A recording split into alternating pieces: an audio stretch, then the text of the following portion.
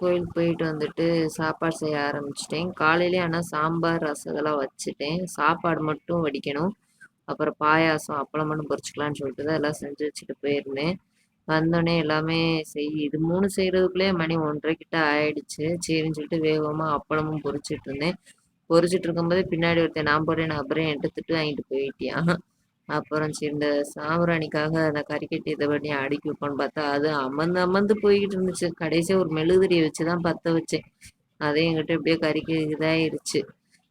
என்ன சமைச்சிருந்தேன்னா, முட்டைக்கோஸ் பொரியல், அப்புறம் உருளைக்கிழங்கு வறுவல் வச்சிருந்தேன்.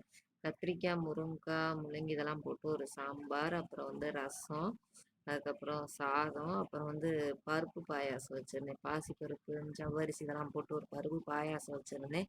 அப்புறம் வந்து சாம்பிராணி இது சூடு அதெல்லாம் காமிச்ச ஆரம்பிச்சிட்டாரு. பாப்பா வேற என்னை நகரே விட மாட்டேன்ருச்சு. அவளை வச்சுக்கிட்டே தான் அவங்க 2 பேருக்கு சாப்பாடு வச்சுட்டு இருந்தேன்.